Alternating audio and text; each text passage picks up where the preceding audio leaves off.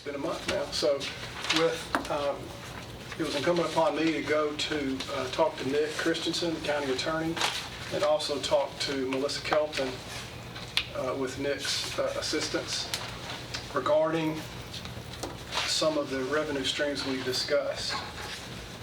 So I've got some bullet points regarding that conversation that is in front of you guys. Do you need, there's another set. Commissioner Johnson, will you pass that down to them too? I'm sorry. The first You have to say it right. The first 3 pages are bullet notes. The bullet notes are followed by an Attorney General's opinion on the question, and also followed by, in 3 pages, each of these is 3 pages, some private act notes and summaries from CTAS. And despite my best intentions, it would be most effective to get all this stuff out and we absorb it perhaps and then meet. But be that as it may, I'm going to use this meeting as distributing this information. We'll get copies to Jay and distribute this information. Perhaps we can touch on some highlights and let your uptake of this information help us decide where to go from here.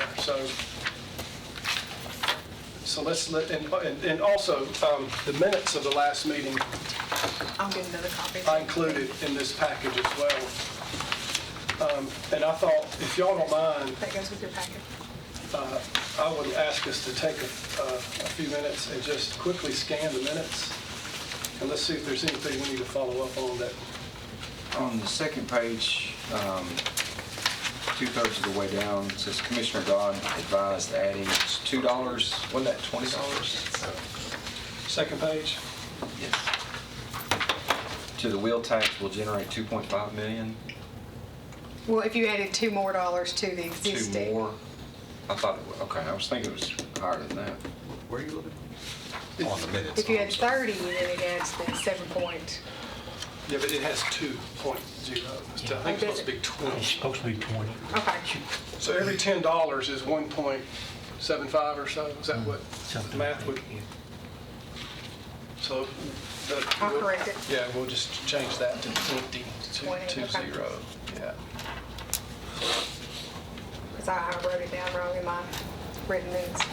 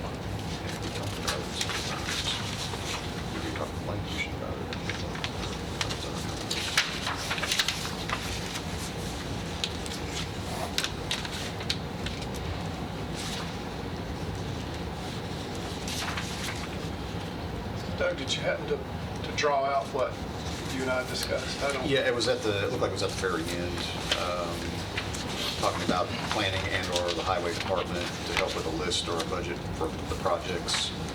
I think we were talking about the project that they were looking at right now for the Christiana schools. I think that's kind of what we're talking about. Yeah, If I remember it. and I think, so let's segue right into that. I think that'll segue into the notes from Nick. So anybody else have any comments on the minutes or corrections?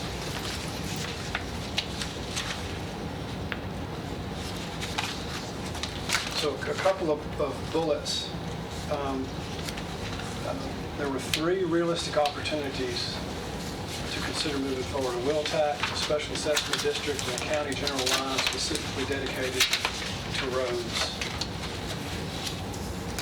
And so,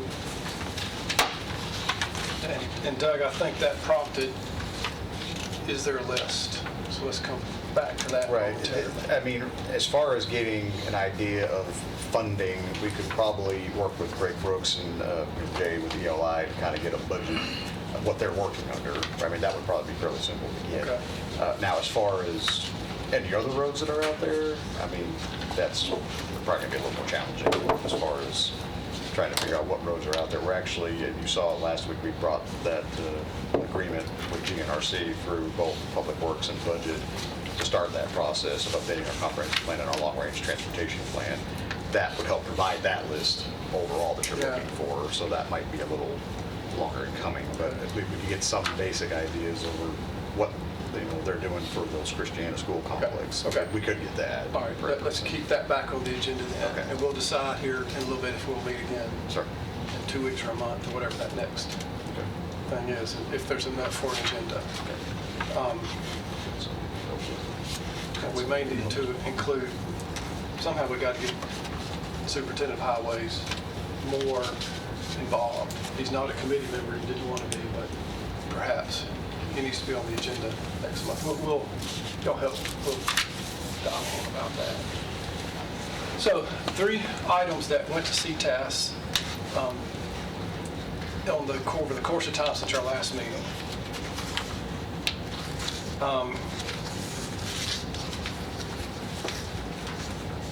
I'm going to try to, y'all can absorb these notes, but there seems to be some indication that we can't just simply create, put a penny or 2 on the tax and call it road and infrastructure. It has to be, the short synopsis is the only way to dedicate tax dollars to roads and infrastructure is simply provided into the highway department budget. And the highway superintendent has discretion on expenditures within the highway department. That's one way for us to discuss. Simply look at his budget and add a line item for road improvement or new roads, and whatever pennies he has, he can use in that capacity. You can't really tell the highway superintendent how to run his budget. Correct. You can't tell him how to budget his money. Correct. So if I there- mean, that's it, the bottom line. You can't tell him, okay, you need to address this road over here or address that. right. County commission does not have that authority. And nor can we create a fund specific to roads, drainage, and bridges. It's excluded in TCA. Well, TDOT takes care of all that with the road and bridge fund, that we get from the state. So the only thing the county commission can dictate is for that minute amount of money that the public works section with the highway department. It's the only thing the county commission has any control over with the highway department. It's an entity in its own. So I think And we can't even, unless we go back and allocate, and they'd be up in arms if you did this, allocate the percentage of the 40, 30, 30, because the school's not going to give up any of their part for the infrastructure. and the highway department and the general fund is not gonna say, well, take 5% more out of our 30%. That's not gonna happen, folks. Is that wheel tax percentages or? That's the wheel tax percentage, 40, 30, 30. And neither one of them's gonna give up any percentage out of that. I'll guarantee you.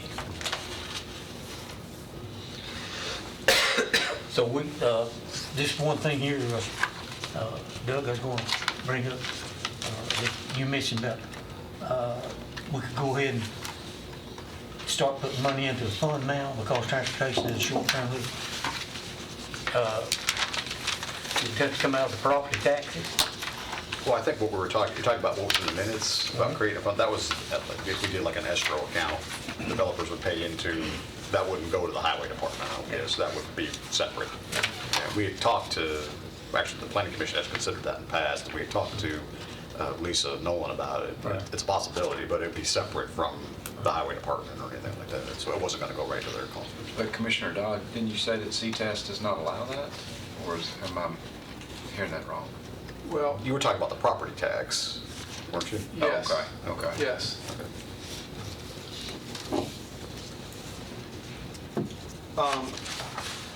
So TCA says you can't levy a property tax specified for road drainage, roads and bridges. So there have been some examples of private acts have occurred that allows a county to do that very thing.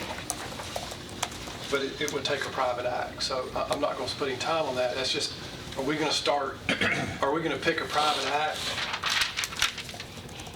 ultimately out of this committee and run it up into the committee to the commission and fight a private act? I'm just not as motivated about long-term success. But nonetheless, that has to be on our list of actions coming from this subcommittee. So we can give the highway department more money.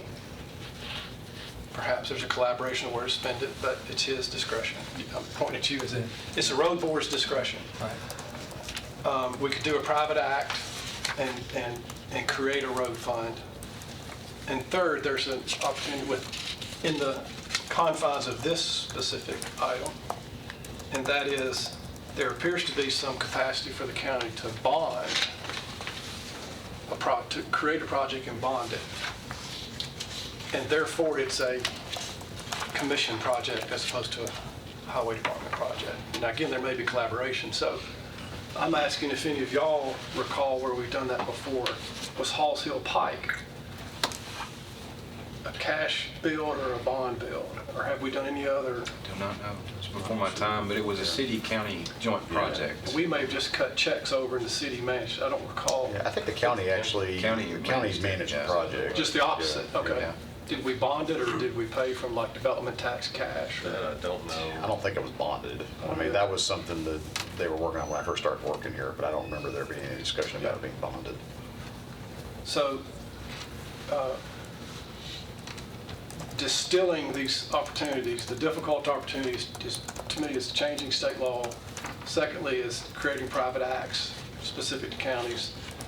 And distilling this down, there's opportunities to pick projects and float it to the commission and put out a design, do all the stuff Greg's doing now, easement, design, et cetera. Bond it and then pay for it. With bond, we can put tax dollars to bond reduction. And I looked to our attorney if I'm making this the correct statement. Yeah, so I think Lisa, it might be good the next meeting, maybe have Lisa Nolan. She might have a good insight into how tax dollars are allocated, because I think what we're talking about here is for debt service generally, because that's what we'd be paying back. I don't know if Lisa's interpretation of that might be just paying interest or also paying the principal on it. CTAS seemed to imply that counties could pay back through their debt service highway bonds they're taking out for projects. So maybe Lisa might know too if that's ever been done. Now whether that's taken from property tax or That's out of my kind of wheelhouse. I don't know how the accounting generally happens here.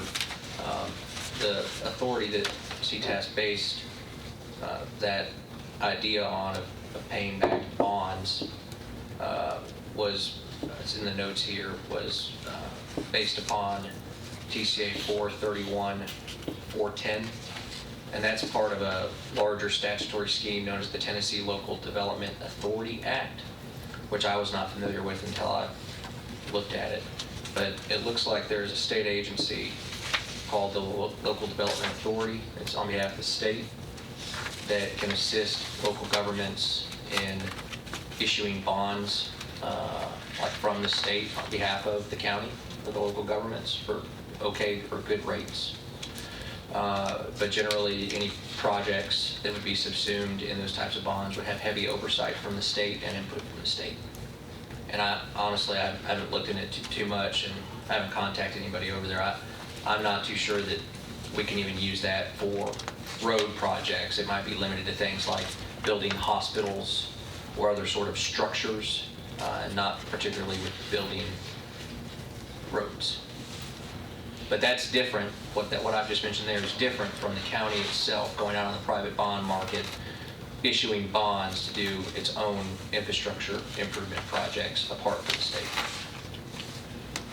Basically, all we could do as far as telling the highway department what to do with the money would be to specifically designate that if the wheel tax was increased $30, the way I understand it, we could earmark that $30 specifically for any projects that the highway department will take on, and use it for that and set it aside. That wouldn't have any effect at all on the normal 30% that they get anyway. Am I correct? I think that any tax that you are assessing, wheel tax you can do by the various means that we talked about. You don't have to do it by a private act. Recall, you can do it by a private act. Okay. But you can also do it, I don't have my notes in front of me, but I think you can do it just via a resolution, 2/3 vote, and then it's subject to maybe a referendum, I think if I'm remembering that correctly.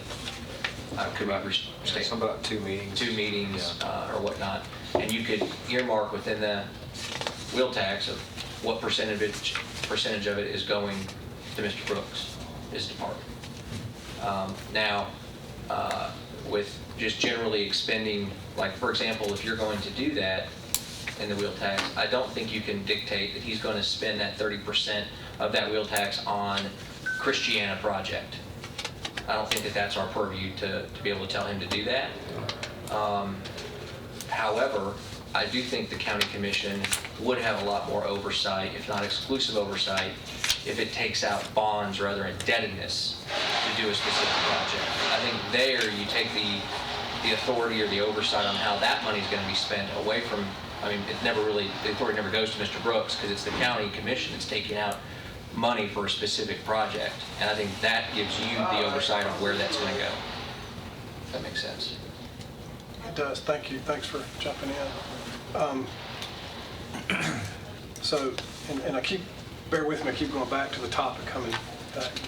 So, change TCA, private act, give Greg more money, collaborate, or bond projects. And I think we need to investigate specifically, can we bond a project? Can we, and I think it may require that Nick and myself continue to talk with CTAS. I'll come back to that. Well, and I apologize, I wasn't here at the last meeting, but I noticed it was mentioned in the minutes of using escrow along roadways that may developments occurring. Yes, Doug and I discussed that. This board discussed it. I didn't know. It sounds like the county is not doing that now. I didn't know if that is something that. If anyone knew the history behind why you... I know the city did it, and I remember that in the building development world, it just didn't go well. The funds got escrowed, and they may do a little frontage on a project that didn't tie to something else, and then So it just seemed to kind of lose its steam. And I They continue to do But I thought they still escrows, and they're doing it in lieu of construction for exactly why you just Okay, said. so they Instead did the of escrow. building 300 foot of curb and gutter along a 3-mile stretch of road that's not going to get designed right, that, needs complete horizontal and vertical curb alignment, that needs drainage improvements, you're not going to get that by piecemealing through there. And that's their thinking. And so they've come up with a per foot of frontage number. I don't know what that, it's went from 35 to 150, I don't know what it is. And it depends on what size the road is. And you have to dedicate right of way, which the county's already requiring the right of way dedication. Does the escrow have to go into a fund that can only be used on that frontage, or does it go into a pool that can? My understanding is it's supposed to go to an account for that road. It's not, hey, we're going to dump this into a fund now. I don't know how that accounting's done, and I could be completely wrong about that, but I think that's right. And I think there's law that backs that up too, that it has to be whatever funds that a developer was to pay, it has to be used for improvements in that general area. Now, I would assume somebody could argue if it's inside the municipality or inside the county, it's in the general location. I don't know how close it has to be, but I'm pretty certain I've heard some law discussed on that. And from my time with the Murfreesboro Engineering, it is, those amounts are tied to the road. So they have records and a database of what developer, what project, what road, and how much. And so if there was, like Matt was saying, if you had,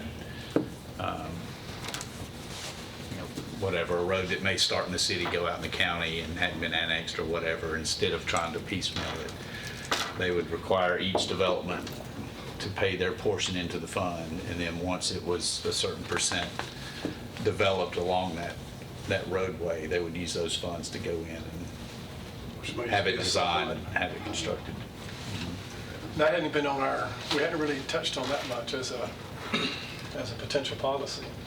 Now, as part of that, the city also gives the developer credit. If the developer goes in and adds, say the city says, hey, this might be 20 years before we improve this road, but we know we need turn lanes now, they take whatever that number was gonna be and they deduct what you put in. So, if you're building a turn lane, you're not building a turn lane and paying for the curb and gutter in the future.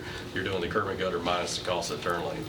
More often than not, the turn lanes are probably gonna cost more than what you were doing, so it winds up being a zero number, usually. Occasionally, you wind up cutting a check. Okay.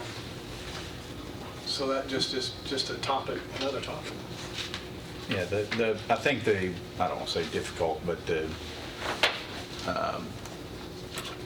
what you would want to focus on if the county decided to go the escrow route is to determine a linear foot or square foot number on the front end that would be feasible for improving the road in that area. Yeah.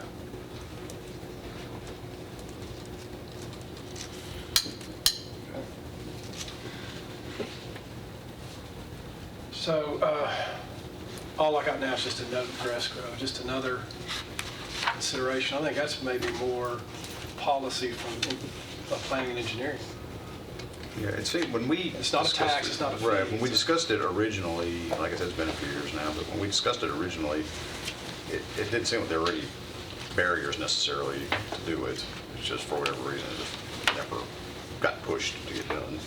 So, but I don't remember there being any kind of a legal reason we couldn't do it. Okay. So, I think the city has that written into their subdivision regulations, maybe. I think it is, yeah. Or their street specs, I don't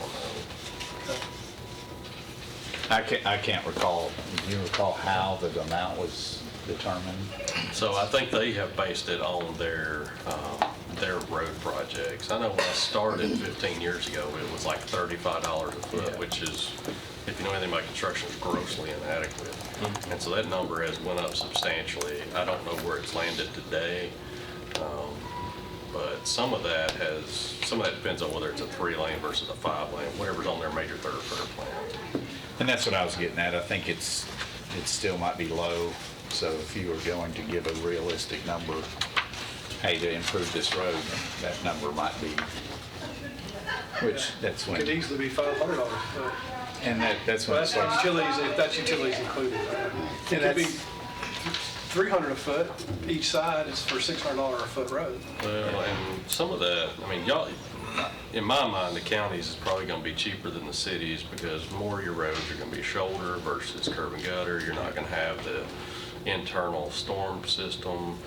So, and you don't light most of your roads. I think that number also includes some lighting on most of the city streets. That's a standard of theirs. So your number should be substantially less than theirs.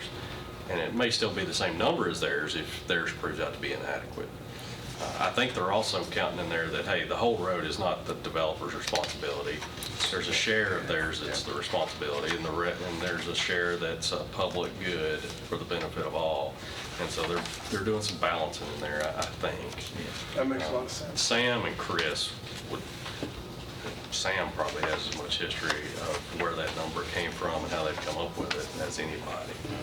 So Matt, do you think that number is based on road frontage of the project, or is the number of homes in the project? Because I'm thinking if you had It's road 250 foot frontage. of road frontage opening up to a neighborhood with 500 homes, you're putting a lot more demand on that road. So Yeah. eventually, enough of those projects, you've increased your road needs from a 2-lane to a 3-lane or a 5-lane. Yeah, I'm not saying, any solution you come up with is gonna have a flaw. And so I'm not saying that way is perfect for the exact reason that you're talking, Jim, because, if you're just doing it on the linear footage is what the city does it on. And so that's what they have come to agree is satisfactory with them. That's probably grossly inadequate in some instances, but other instances it probably is okay. But absolutely, it has a big, there still leaves a gap.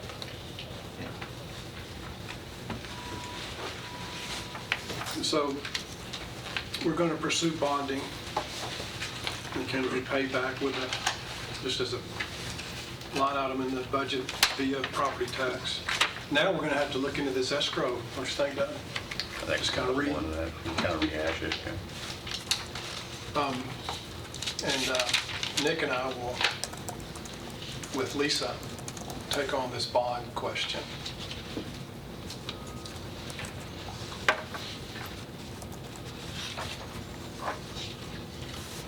And Doug, Jim, do you and Doug want to talk about the escrow? It's something that can kind of help. For the next meeting, you're talking? Follow up. Yep, Sure. Yep. And then I'm going to jump to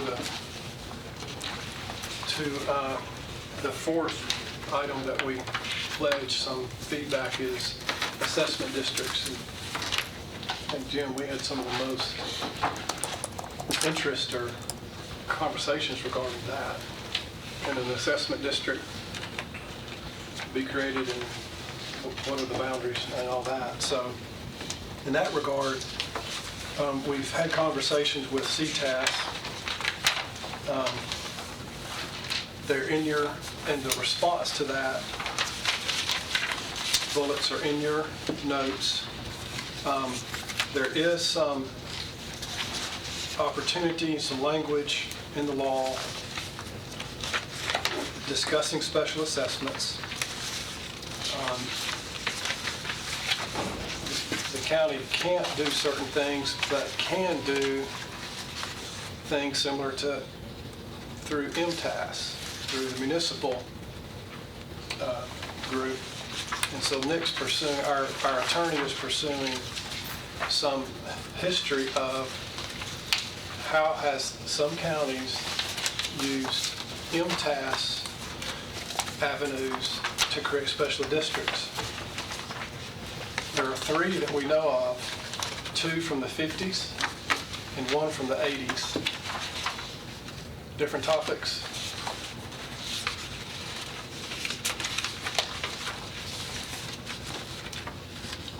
Those were all regarding which topic?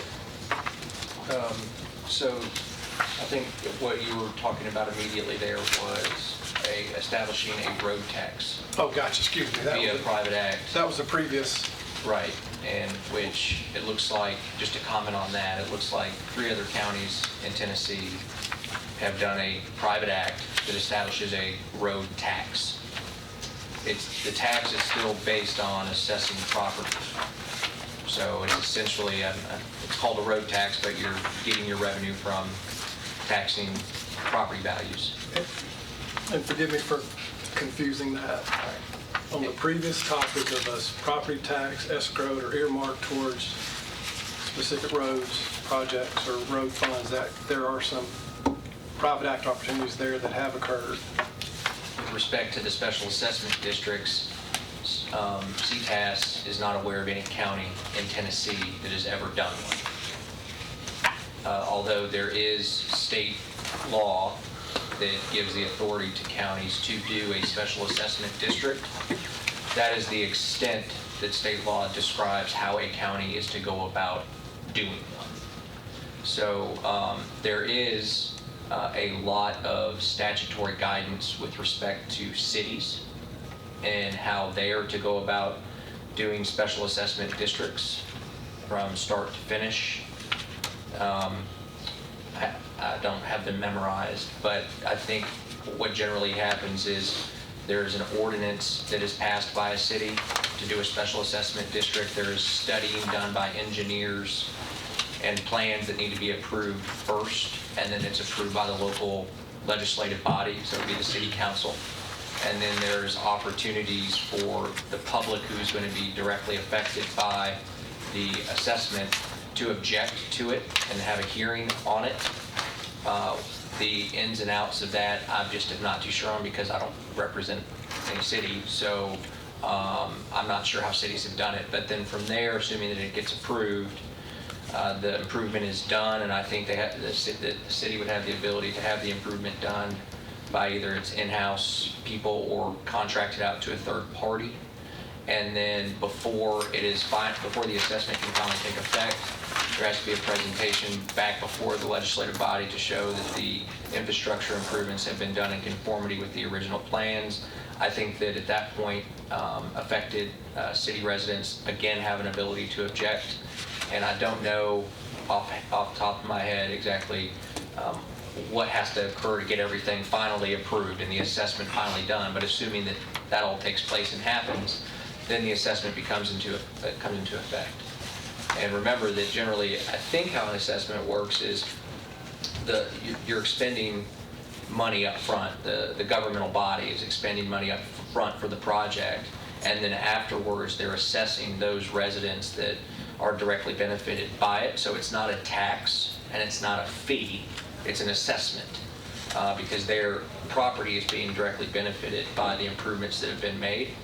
So as I talked to Phil last week, CTAS recommended that we reach out to MTAS, which is the Technical Assistance Service for Cities, because they may have experienced questions on issues that cities have faced in doing these, which may be helpful to us if the county is wanting to do one themselves.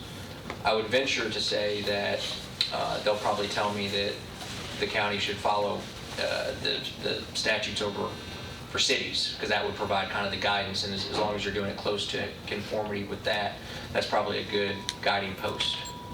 But to date, I've not been able to make contact with them. I've reached out, but have not yet been able to speak to anybody over there. Thank you, Nick. So the avenues that have matriculated out of this committee: bonding, now escrow, and special assessments, and then of course changing private acts. That's always at the top. Changing private acts, changing the Powers Relief Act, lobbying the state, changing. That's years of effort. So I think that I'll take on the bond question with Lisa and attorneys, and perhaps reach out to Greg Brooks for some conversations about his, kind of tie that in with the abilities he has within his budget to do some stuff. I'm gonna tie those two together. And then you're good with an escrow conversation to make sense. Has it been done? Would it generate enough funds and so forth? Do we want to tackle that? And then Selma Huddleston and Chris Griffith may be a resource. And thirdly, special assessments continue to have gained some support here. And Tan Oak Farm and the Christiana Schools would be the kind of the test case, or it's the vision we have. And Nick and I are looking at that through, seeking guidance from MTAS for that. And Murfreesboro Water Resources has done several of those. That's my model. That's why I keep coming back to it. Yeah, Assessment they've done districts. several assessment districts for sewer, sanitary sewer, where, they, as you said earlier, they'll get the engineering, the study, define the area that will ultimately be the end user of the sewer, and then break it out per resident or per acre of what that assessment fee would be for the user. And then I believe most of theirs, if not all, have a defined time frame. So it's a 15 to 20 year time frame or complete build out.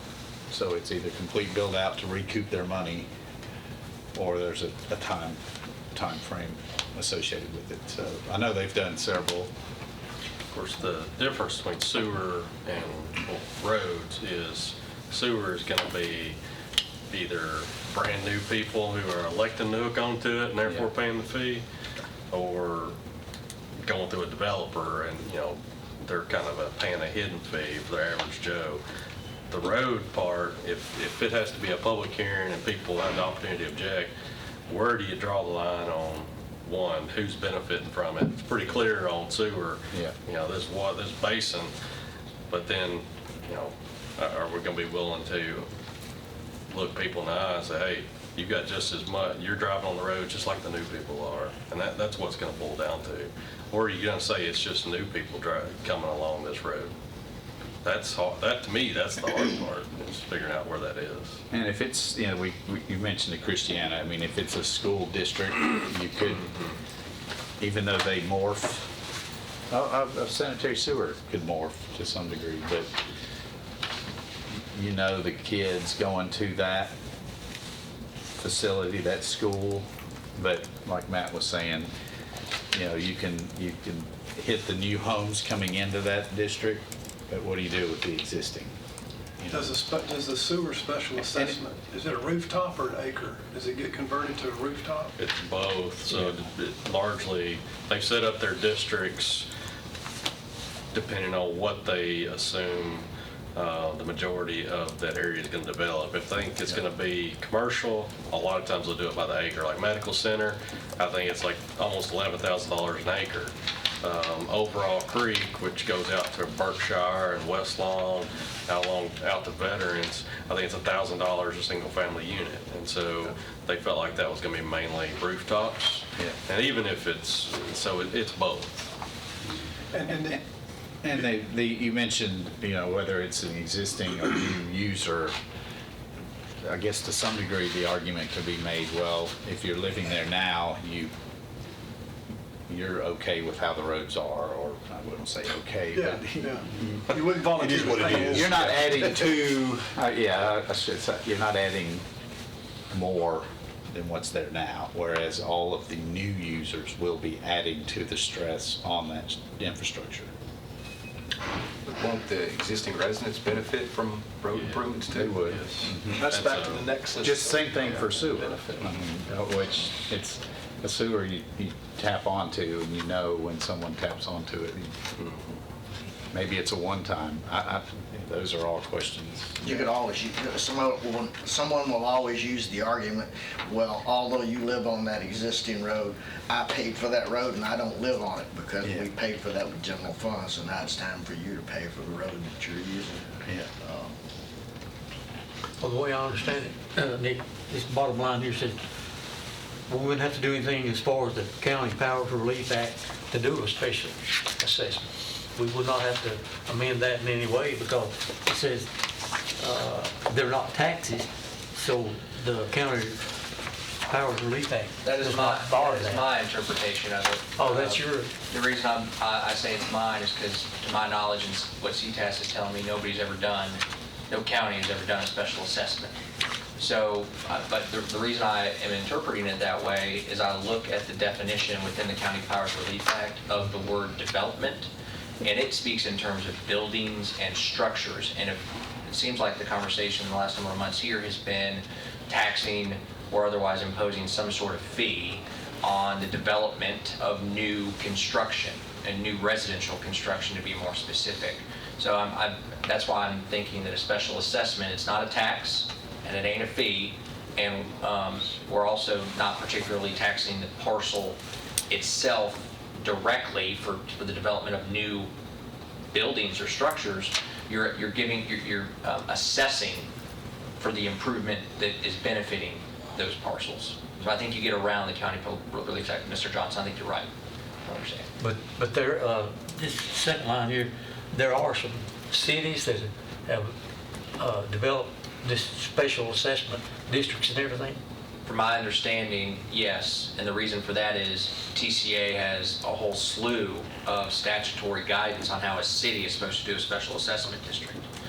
There's nothing in there for counties. I think Spring Hill has passed a couple in the past couple of years, but I think they were geared more specifically toward aid development. And so some of those funds can roll back to the private developer or the bondholders, however that is, rather than a municipality establishing them. And so Franklin, I think, talked about it many years ago, but I don't know if they ever enacted it. But a lot of people do the sewer model. I've not seen anybody do a road model. Franklin has the school district, the special, I think it's called the Franklin City Special School District. Yeah, but I don't know. I think it's just like Murfreesboro City School. It's just a different school. Oh, I see. Okay, I got you. What happens to a large tract of land in the sewer special assessment? Do you recall? If there's a large tract It depends how it's and it's deemed residential, is then there a scientific theory of it can produce this many lots Yes, realistically? this formula that they And that landowner sits on it till those lots come to fruition? That's when when it's developed, they have a formula so for it doesn't penalize the landowner. Right. until development. Until you happens. connect. Right. Okay. So Yeah, that- generally, and as I remember it, once someone comes in to pay their building permit fees and all that, it's just another fee on top of that. They'll know, oh, this is in the assessment district. Not only do you owe the building permit fees and all this, you have to pay whatever it is, let's say $1,000 for the special impact, and that's taken care of before everything else. Generally a one-time? I think so. Yes. Always. Yep. Mr. Goddard, I can tell you that in looking at the statutes for cities in doing this, it speaks in terms of an assessment against a property owner who abuts the improvement being made. That gives you an idea of whether it's that or extending it out into a larger district, blocks beyond that, which you run into the more kind of where do you stop or whatever. I'm just saying that if the county is going to use the city statutes over this, it speaks in terms of doing the assessment against property owners who abut the improvement being made. And the term abut, I can look it up in the dictionary, but I think that means next to or adjacent to. As opposed to one-off? That limits the basis and how Correct. much you can pay back. Correct. Or how high the And that's fee or raise or assessment has to be. It cuts the payers down dramatically. And then we're back to the sewer special assessment district model. Again, if that is such a thing, I think that everything we say from this point on in this environment is speculation on that topic. So I think MTAS is our next credible And I think we'll use the language of sewer assessment districts to MTAS and see if they'll respond to us. They have no commitment to counties. So they're not as, Melissa with CTAS has been very responsive. Nick, could you establish a assessment district for the entire unincorporated areas, or does it have to have a defined scope, defined area? I'm not, can you give me an example? Maybe just like a blanket over. Right, a blanket over the whole unincorporated areas of the county. The roads are all interconnected, they're all, Wow. Well, I think that when you're talking about doing an assessment, that you need to pinpoint the improvement that you're making that is going to be attached to the assessment. I'm just reaching for. Yeah, no, I understand. So I guess we could maybe take out a $100 billion bond and get Greg Brooks to work to improve everybody, and then we can assess everybody. But no, I think it needs to have some more direct connection to an actual improvement. I think our updated comprehensive plan and transportation plan will give us more scope, I guess, when it becomes available. We'd have a better idea of what projects we're talking about. Maybe a better idea. It'd have to be germane to a certain project instead of just carte blanche. I think that's the idea of a special assessment district. Yes. Because the same effect is not going to be the same effect everywhere. That's right. Correct. And also the properties that would be directly benefited by the assessment, one would think that the value of their property would be increased because they're going to have better infrastructure that would make their properties more desirable. And that leads to the more nexus of assessing them to make them.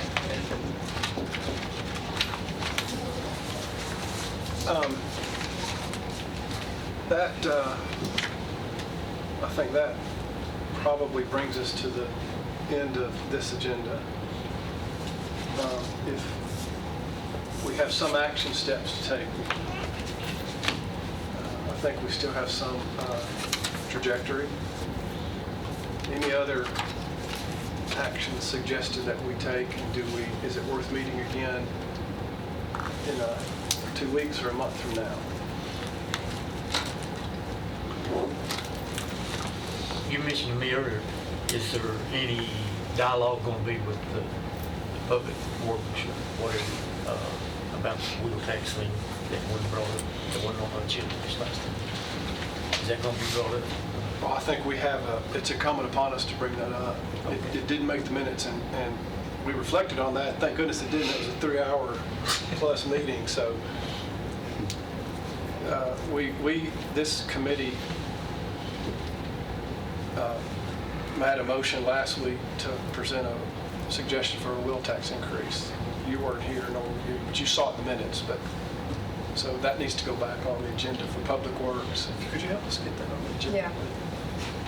I'll put it on there. Because usually I March the- contact, Tuesday. Mike, and Yeah. he says, so we'll, Public Works next one is, we moved it to March the 10th, because it was March 3rd, but it had to go, we're closed on the 3rd due to the county primary election. Okay.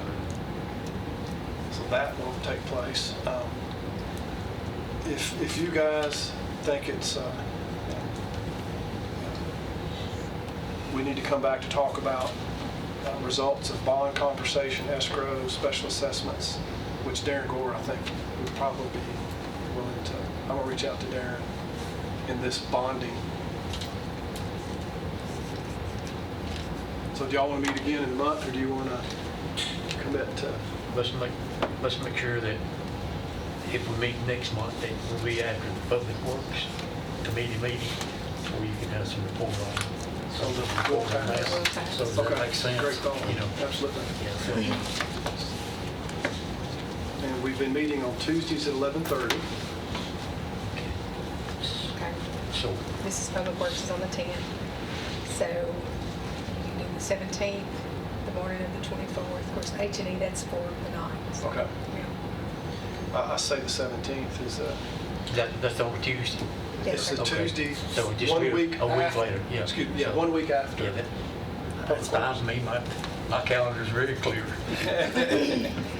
Wear your green, it's St. Patrick's Day. I'm sorry. Wear your green, it's St. Patrick's Day. Oh, is it really? So Tuesday, the 24th. I think 17. March 17th. Mr. Dodd, I don't want to hold up the meeting. I might not be able to make that meeting, but I can always send somebody from my office to at Okay. least report on All right. what y'all talk about. All right, But I thank may be able to make it, so I'll be here if I Okay. can. And if we can touch on a couple of the other items. Me and you will get together Yeah. before then. Of course, your support of me at this time is critical, so I don't know. We might postpone it. You good with the 17th? Yes, sir.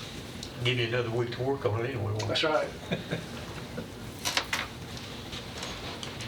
The 17th, and Doug, you had a little something for the 17th. Yes, sir. Any other business? Meeting adjourned.